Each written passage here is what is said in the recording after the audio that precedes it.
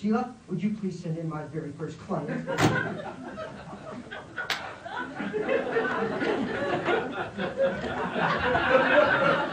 Hey, I know this dude. How you doing? Hi, Jack. You two know each other?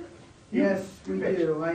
I represented Jack in his criminal case. It was the last case I had before I left the public defender's office. Well, great, and you're already up to speed. Let me introduce myself. I'm Mayor Doolittle, the boy's daddy. Nice to meet you, Mayor. Nice to meet you. Mr. Hawk, I've got to be candid with you. His mommy and me have been bailing him out of messes for a long time, and we're not going to bail him out of this one. I don't have one nickel, not a quarter, not a dime for this boy's legal fees, and I want you to get that right. It's about time, son, that you step to the plate and start being responsible for your own self. You got me? Yes, Daddy. Well, technically, Mr. Mayor, Jack doesn't need any money. I mean, the car was insured, and that'll provide a defense. Basic defense, but a defense. Well, fine. So, y'all, let me know how things work out. You call me when this is up, okay? Do that, all right? Thank you very much. Nice to meet you. One thing you might want to think about before you leave, Mayor. What's that? Well, the car was insured, but only to $15,000. So? Well, you know, the little girl was pretty badly hurt. I mean, my understanding is her medical expenses alone are over $50,000 already. And? Well, in this jurisdiction, Mayor, if the insurance money available isn't enough for the plaintiff to recover all their damages, they can go after anyone who might have caused the injuries. Is this story got a point to it, by God's sake? Does it? Here's the point, Mr. Mayor. You were the owner of the car your son was driving. What that means is that if the plaintiff can demonstrate that Jack shouldn't have been driving that car, you could be on the hook for the girl's damages. Now, hang on. Are you telling me that being totally innocent the whole public watching a good TV show, I could be on the hook for that little girl's injuries? Well, it depends. Jack, put down my phone.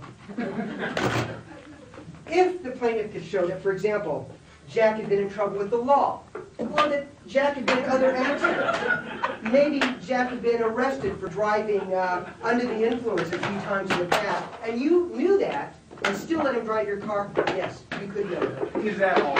One more thing, Mr. Mayor. What? Jack? You're getting a seat, for God's sake. Right, Danny? Aren't you up for re-election, Mr. Mayor? I am. Well, how do you think the electorate's going to feel about electing a man who let his son drive a car and run over a little girl when he knew his son shouldn't be behind the wheel? I'm getting your drift. Go ahead. Well, here's the facts. I just don't think that a basic defense is going to cover what Jack needs. I take it, you think Jack needs something more than this basic defense? Yes. Oh, yes. What were you talking about, Dennis? What are you talking about? Well, let me give you an example. Look at him.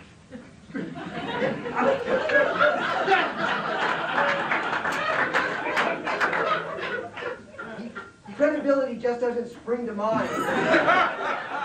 When you look at him, and the way he talks, every time, I remember when I asked him how this happened, all he did was stutter. It makes him sound like he's lying. I don't think a reasonable jury's going to believe he's innocent. No. But the boy is what he is. He's been that way for his life. He is what he is. And I've got to get out of here, and you better not screw up my election, son. Well, there is something we can do about that, Mr. Mayor. What? We've got a special team that we work with here at this firm. I just found out about them. This team is devoted to helping people like Jack realize their true potential as witnesses. Now, they're not exactly inexpensive. In fact, they cost more than a few pennies. Just give me some sense of how many pennies we're talking about, please. Well, you know, they're here in the lobby right now. I thought you might want to meet them. Let's bring them in, and then we can talk about cost later on, all right? Yeah. Shirley, would you please send in the team?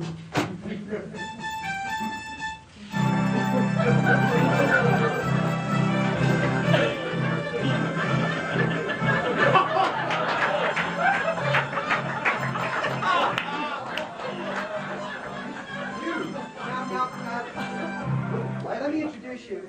This is Mayor Doolittle, Jack Doolittle. This is the Fab Three. We call them, this is Flavio, Con, and Michael, our very own queer eye for the guilty guy. I think it's gonna give birth. God's honor. You have lovely hair, but put on it. I'll bet he puts his carbon blocks. Why do you say that? Because that's how he gets all that grease in there.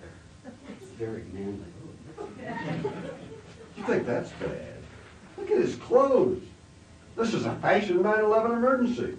But I'll bet he'd be cute if we could just scrape off some of the atmosphere. There's only one solution. Shopping is the door. I agree. Not only that, look at his skin. We have to get some proper skincare here. You are Simply, so right. Listen, dear, you've got to use the right moisturizer. Because your skin is so dry. It makes you look poor, and Jews hate poor people. Well, boys, tell me, what do you think? $25,000. Oh, Daddy, please say yes. I want me one of them makeovers. What in the world could you do to spend $25,000? We can turn this south here. Into a silk purse. Or an Armani briefcase.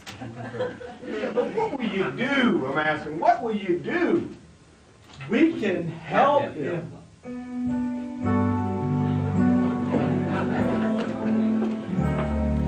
If we help him, he can be a witness who will shine like a star. If we help him, he can be a witness who can make you the lawyers you all know you are. We can teach him, show him how to talk and dress. Close to wear, little lines to say. He doesn't have to be a mess. No.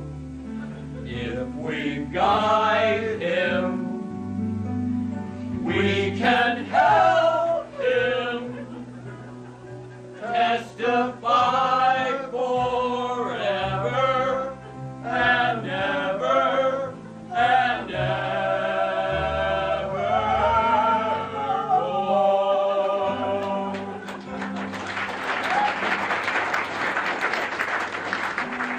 You can help me. Please just tell me where to start. You can turn this lump of clay into a charming work of art.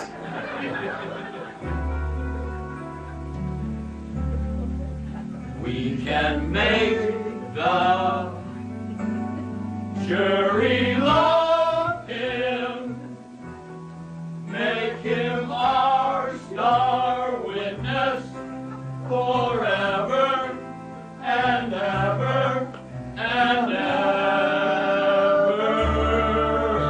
Oh. We can do it! I know we can do it! Look, man, you're in love or hate him. It's all up to you. Daddy, please. Oh, all right, go ahead. Let's motor.